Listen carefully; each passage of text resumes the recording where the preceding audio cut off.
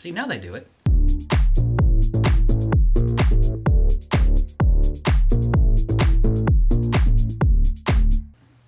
Hey there, welcome back to the channel. Missed you guys. Anyway, just finished up some business stuff here. Probably one of the things that I'm actually the worst at through this whole process. I started a song, wrote a song, finished a song, and now I've got to try and promote that song. I have no idea what I'm doing. I'm so bad at it. I don't even know what to do with it. So typically what I've done is posted it on Facebook a couple times and then just left it. And clearly you can see from the views and the listens and the plays, that doesn't work so well. So on one of my songs on Icy Droplets, I tried emailing like 5 YouTube channels, just kind of to see, hey, do you want to play my track on your channel or whatever? Heard back from 0. Not a single person replied to me. I'm not really surprised, but it was a little bit frustrating.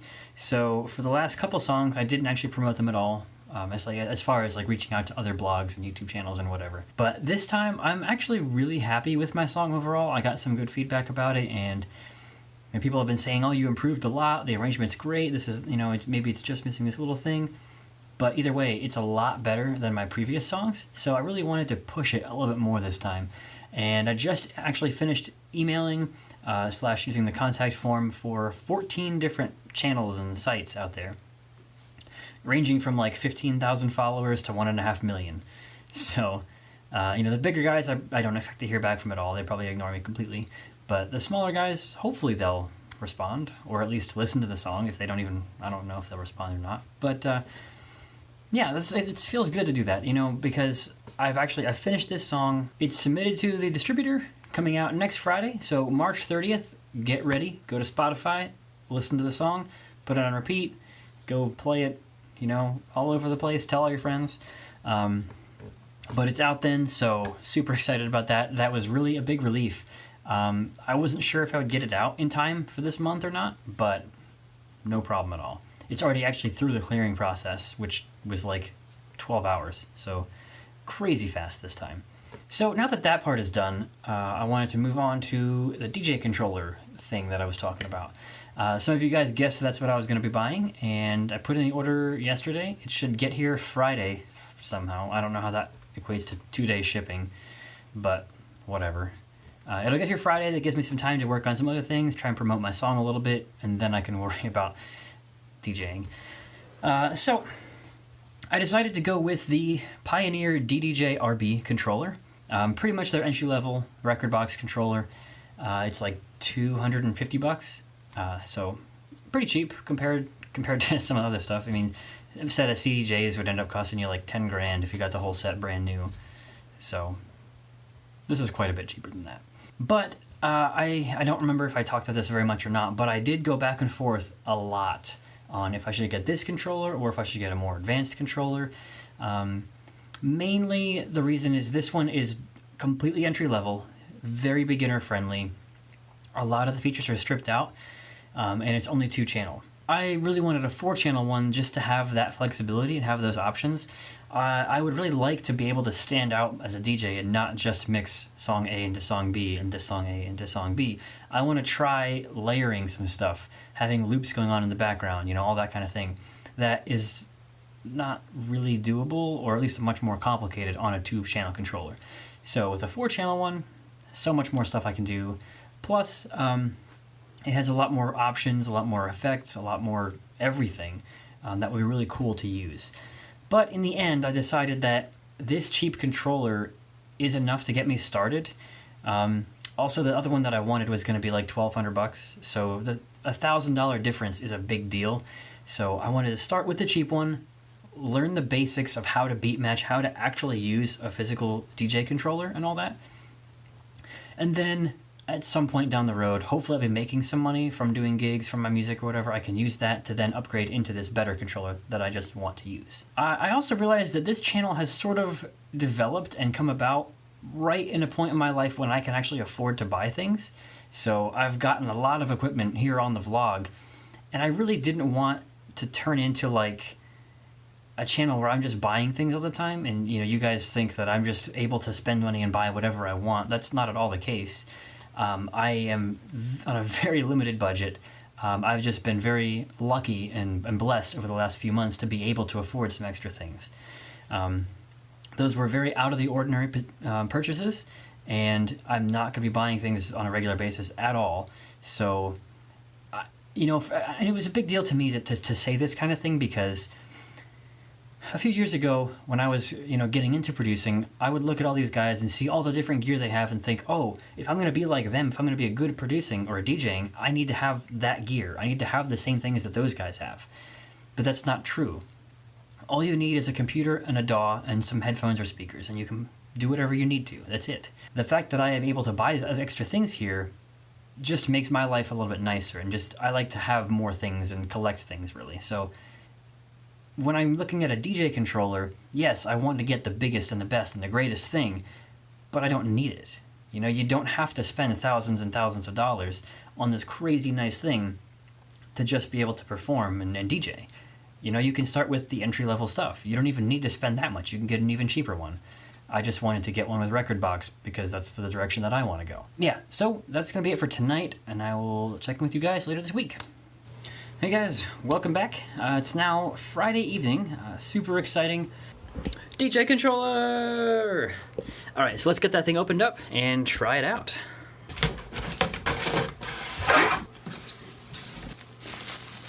Ready? There it is. Pioneer ddj-rb. See, it says it right there. I can actually read. Alright, well, I just got rekordbox downloaded and activated and everything with my license key that came with it. So right now I just imported 350 songs, I think, into rekordbox here. It's analyzing them, trying to figure out what key they're in, the BPM, all kinds of stuff like that, getting the waveforms ready. So let that finish here in a minute, and then we'll get into how to actually use this thing and see if I can figure it out. Alright, well, I spent like 45 minutes trying to figure out how to get the audio even routed from this thing into here and my speakers. And turns out there's a trim knob right here that basically shuts off the volume, and you got to turn it up a little bit. But once I got that sorted out, I was messing around with it for a little bit. There's a lot going on here. Don't really know what I'm doing. I need to figure out, there's a whole like Camelot key system, which should make it a little bit easier to mix rather than using the traditional like A minor, B minor, whatever. So I got to figure out how to do that exactly. And then I'm still trying to figure all this out. These little...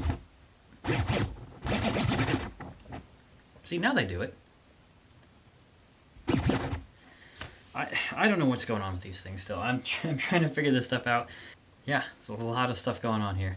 I feel like I can probably mix okay with just like volume and maybe a little bit of EQ, but there's all these effects on here too that are awesome, but I've never done anything like that before, so it's going to take quite a bit of just playing with it and just doing it. So, I'm going to wrap it up for tonight. I'm definitely going to work on this more tomorrow, figure out how to use this stupid thing. I'll probably be doing this most of the day. I will see you guys tomorrow for more DJ action.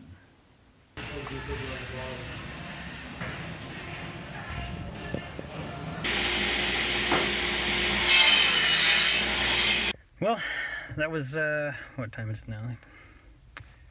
2 hours later, got all the wood. Now for a lot of sanding, staining, and some building. Alright, there's all the wood. Got some screws and stain and sandpaper and all that. Clearing out some room in the garage now. We're gonna start putting it together. Alright, so here's the general layout of the table. I got a nice cross beam for support here. I got some 2x10s to go across it this way, and then the legs are over here. So what I'm going to do is sand down all the cuts, all the rough edges, build this frame, and then get the legs ready.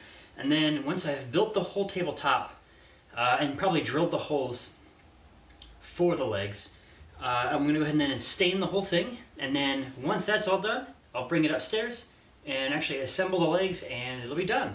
It should be a pretty simple project. Should be.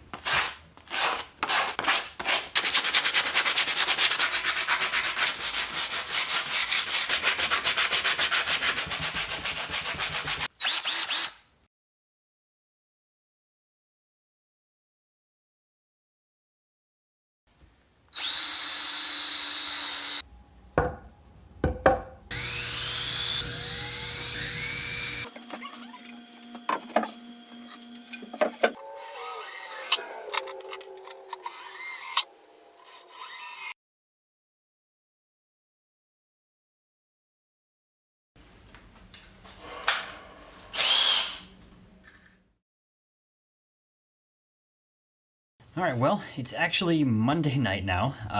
All day Sunday, I've taken up doing that table, as you guys just saw.